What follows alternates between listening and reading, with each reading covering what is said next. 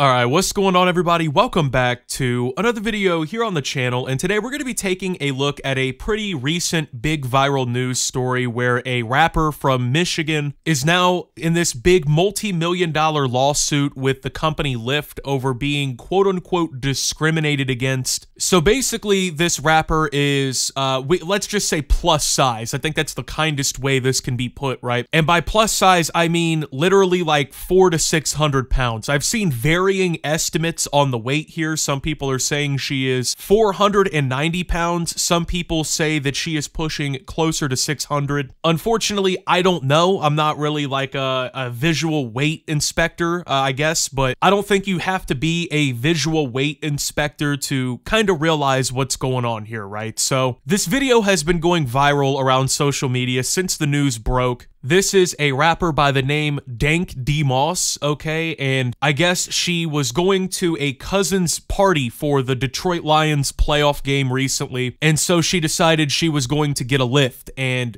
she called up the service or whatever, used the app, however it works, right? The driver gets to the location to pick her up. He realizes that she's the size of like 3 to 4 healthy people, and then he basically just tells her like, oh yeah, I can't accept your ride. My car won't be able to fit you. The tires are too weak to handle all that weight in the back, things like that. And so this rapper has now filed a multi-million-dollar lawsuit because they were denied a ride through a ride-sharing app. So I'm gonna try and be nice in this video. I know if you look online regarding the situation, you'll see people just like completely shredding this person, right? I'm gonna try and do it the nicer way here and just kind of stick with the facts, right? Instead of just constantly beating up on this person for their weight. But the reality of it is there will have to be some discussion of the weight. I mean, that is the prime central focus of this entire debacle, right? So anyway, I'm gonna go ahead and show you the video of the interaction between this rapper and the Lyft driver. So with that being said, let's go ahead and get into the video.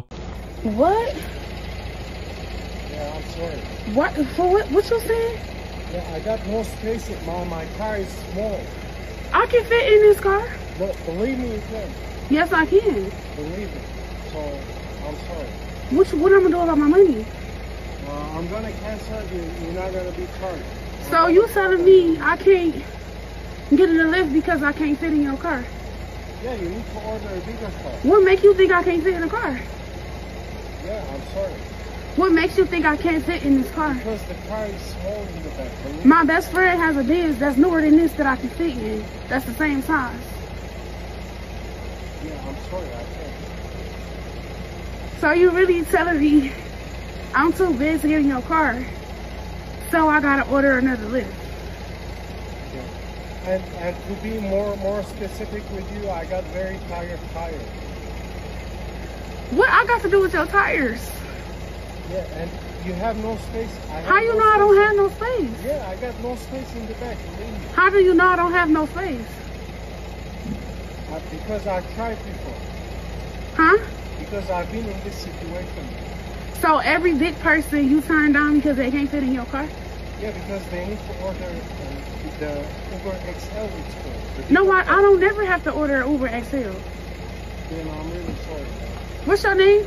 Alright, pretty straightforward interaction. I mean, in my opinion, I think the Lyft driver was as polite as he could have been, right? It wasn't like the fucking driver pulled up and was just making fun of this woman like, damn, you're fucking huge or whatever, right? It wasn't anything crazy. He tried to be polite and like explain what exactly his rationale was. You can't fit in the back of the car. I've been in this situation before. Things like that, right? So, this is what everything is stemmed from. And keep in mind, the lawsuit isn't like, oh, I want my money back. It's nothing like that, because you got to think, even in this video it said from the Lyft driver that the ride was never paid for or charged, right? When you basically like try to get a Lyft, if the driver cancels the order and they don't end up taking you anywhere, you don't pay the fare. You don't pay any fee or anything like that. So it wasn't like this woman still got charged and didn't get a ride or anything. She was just denied the ride. So I'm gonna go ahead and bring up a couple of things here that really don't make sense to me on behalf of this person here who is acting like a victim for getting denied this Lyft. Number one, most of the time, like when you use services or apps or websites, really anything like that, right? You sign these terms of services, these conditions you agree to, everything like that, right? Those 700 million word legal jargon pages that are the first thing you see when you sign up for anything, right? Yeah, well, in there, it usually says something along the lines of like, you can be denied service for any reason that we deem fit, or for whatever the driver thinks is a reasonable thing to cancel the ride for, right? So it's not like you're entitled to a Lyft ride, okay? It's not like even public transportation where, oh, I'm paying taxes to make this thing run. No, this is a private company offering you at-will service. So, I mean, in a realistic world, anytime that you order a Lyft and the driver pulls up and they, you know, take a good look at you or whatever, and they deem you to be too much of a problem to take the ride for, right? The Lyft driver should be able to cancel the ride. Now, I don't care personally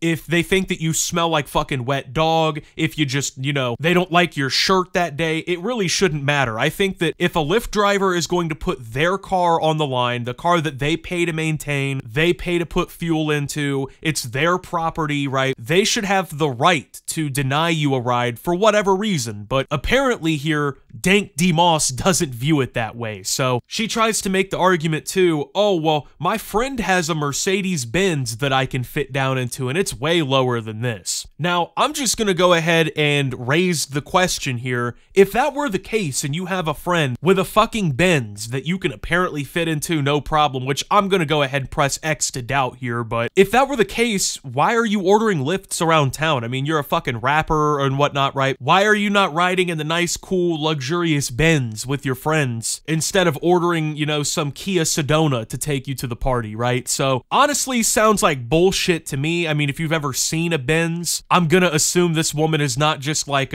comfortably sitting in the back, if you know what I mean, right? So, you know, it just sounds like bullshit to me. It sounds like something made up to, oh, well, my friend, you know, my friend this, that, you know, bullshit. But to go ahead and further the point here, because obviously the driver is saying, you're not gonna fit in my car, and she's trying to argue that she can, so I want to go ahead and bring some other visual evidence to the table here regarding this. So this is another video of Dank Demoss, the woman complaining about this shit, where it appears she's filming a music video and she's sitting in the trunk of an SUV like a Trailblazer or something like that, right? And as you can see, she takes up nearly the entire fucking trunk of the SUV. I mean, there's barely any room left. And keep in mind, this is not the back seat of a sedan where, you know, I'm 6'2", right? It's already cramped enough in the back of a sedan, you know, especially if you're sitting with other people. I'm gonna assume that if she can barely fit into the trunk of an SUV that is supposed to be able to carry, like, you know, groceries for a family, luggage for a cross-country trip, whatever it may be, I'm gonna assume there would have been some problems getting in and out of that sedan, right? So I also just want to say, I don't understand this, because it seems like it's a very constant mentality when you look at people like this. Like, if you've ever seen the show My 600-Pound Life, or you've ever seen any of these other instances on social media where somebody who is just cartoonishly large, let's just call it for what it is,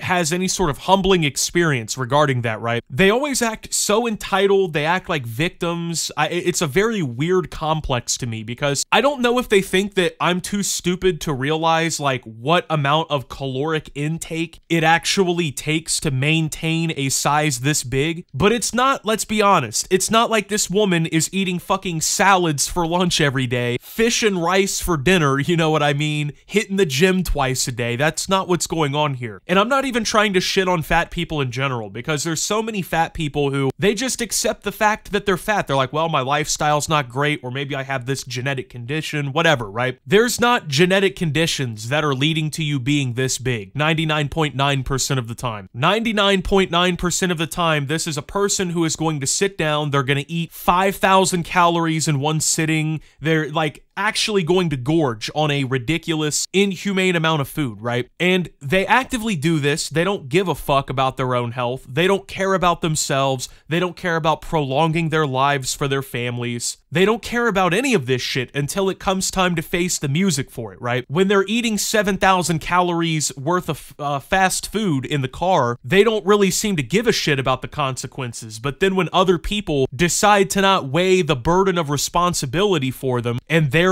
poor lifestyle choices, all of a sudden they become victims. Oh, well, you're discriminating against me based on my weight. So when I think of like discrimination and like things that you can't do, right? I'm gonna assume the Lyft driver can't discriminate based on race or like religion or ethnicity or gender, whatever, right? Because these are like immutable characteristics. Like if you're black, right? You can't just like fucking scrub the black off your skin and become white so you can get in a Lyft. That's not how that works. So I can understand why that's like, oh, you can't discriminate based on that, right? Because it's an immutable characteristic. But you being 600 fucking pounds and getting to the point where like you can't finish a 5-word sentence without being lost on breath, that is not an immutable characteristic. You can change that, actually. And not only can you change it, you actively should, but choose not to. So when it gets to that point and then people are like, man, fuck, I don't want this wildebeest in the backseat of my car fucking up my suspension, getting fucking, you know, burger grease on my car interior, shit like that, right? Honestly, I can't fucking blame the driver. Now, I know there's gonna be people out there that are like, oh, it was wrong regardless. If it's your job, it's your job, things like that. But just because you're fulfilling a job or, like I said, doing some at-will service that is not a actual necessity, it's literally a privilege. I mean, you can use the city bus, or, you know, you can fucking get one of the Lime scooters, or, you know, you could also just fucking walk. I mean, that's not a horrible idea for somebody in this shape, but there's so many different options. And when you're denied a Lyft, I mean, your rights really aren't being violated. Let's be serious, right? The problem is people like this, and realistically society at large, everybody has to be a victim. Everybody has to be, oh, somebody's being mean to me, they're being rude to me, my rights are being violated. People automatically want to jump to like litigation and lawsuits because in a situation like this, let's be real, she thinks she's gonna get an easy paycheck. And I'm gonna say what, the Lyft was probably worth what, like 20 bucks, you know? But yet she is suing Lyft for millions of dollars, okay? She's suing Lyft for millions of dollars because she was denied a $15 ride across town that she wasn't charged for, keep in mind, because she actively chooses to have a poor lifestyle. So when you look at realistically anything that's based in reality, right? Everything seems to point back to the fact that Lyft isn't really in the wrong here, or even the Lyft driver itself, because the Lyft driver is not an actual employee of Lyft. They're like an independent contractor legally, right? And my thing is if you're gonna weigh this much and you're gonna actively choose to have this lifestyle, why not just get your own car? I mean, why not just get your own vehicle? You're making rap music. I assume you're talking about being rich and all this other shit. I listen to rap music. I know what the fucking subject matter very frequently is. I mean, if it's such a big deal and your weight is something that you're just being so horrifically discriminated against because, once again, other people don't want to bear the cross of dealing with your excess weight you refuse to do anything about, why not just handle it yourself? You know, if it's so bad and everyone is so mean to you and you can't get a fair shake, go down to the car lot, get yourself a car, or use any of the other transportation methods that are readily available. I mean, it's not fucking, you know, some 3,000 person town in the middle of Kansas here, okay? It's Detroit, Michigan that this person is from and where this all took place. I'm gonna assume that Detroit, Michigan, one of the biggest cities in America, might have some way for you to get across town, okay? Not really, it doesn't seem like at least that huge of a deal. But like I said, people think that everyone has to be a victim. They think that no, if they're told no in any meaningful way, they think that they're a victim now. That's how everybody is. It's a really weird kind of culture shift that I've noticed during my lifetime. But I mean, back in the day, like I said, discrimination used to mean like in Rosa Parks, right? You couldn't sit in certain areas of the bus. You couldn't use certain water fountains. People picked on you at school for your sexuality, shit like that, right? But now apparently discrimination is when somebody refuses to put their car at risk to deal with your excess weight because you don't want to literally just eat less or go to the gym. Anyway, with that being said though, thank you guys for watching. If you did enjoy, make sure to leave a like, subscribe if you're brand new around here on the channel, follow me over on Twitter and Twitch at @SubToOptimus. Make sure to check out Shoptimus down below. Thank you to my Watch Optimus subscribers. Your support helps the channel tremendously. And until my next video, guys, this is Optimus talking about the Lyft lawsuit and signing out.